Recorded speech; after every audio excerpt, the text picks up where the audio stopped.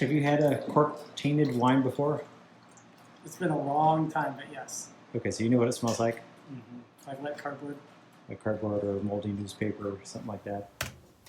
That's my brother. 2 of the last 3 wines that we've opened have been corked.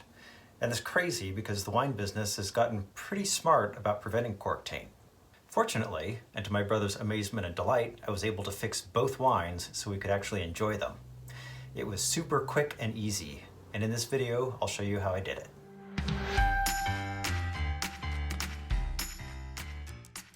Hi everybody, my name is Eric. Welcome to the channel. So the first corked wine that we opened was a Napa Valley Cabernet, and the second one was a North Carolina Chardonnay. So 2 totally unrelated wineries, which I guess means I just got lucky. Anyway, let me start off with a little bit of background information. We know a lot about 2,4,6 trichloroanisole, or TCA, which is the compound that causes cork taint. We know how it's formed, we know how to prevent it, we know how to test for it, but still, I guess corked happens. It's created by a mold, so we're probably back to that old adage, life finds a way.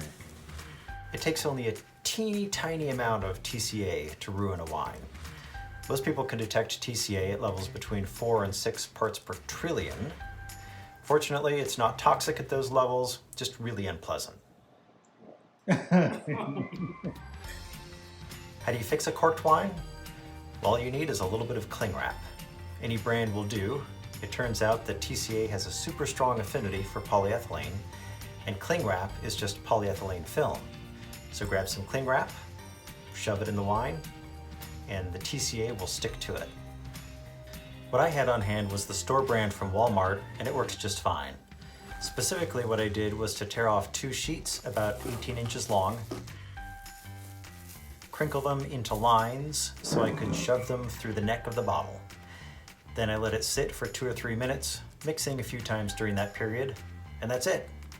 I have a couple of additional tips, but first I'd like to invite you to subscribe to the channel. I worked in the wine business out in California for about 20 years as a winemaker and a winery manager, and now I've got a new project in the works, starting a winery from scratch in North Carolina.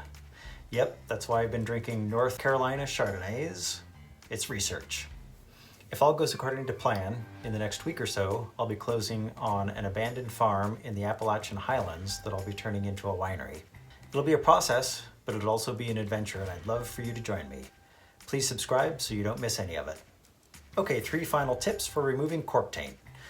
Tip number 1, pour yourself a glass of the untreated wine before adding the cling wrap. It'll be super fun and interesting to compare the treated and untreated wine side by side. Tip number 2, you can add the cling wrap directly to the bottle like I did for the Cabernet, or you can do it in a decanter like I did for the Chardonnay, or even a water glass would work. Tip number 3, if you can still smell cork taint after treating with cling wrap, just do a second treatment. To maximize the effectiveness of the second treatment, remove the cling wrap from your first round and discard it before adding the second batch. So there you have it, how to fix a corked wine. If you found this video useful, please give it a like, and please do subscribe so you don't miss any of my upcoming content. Cheers!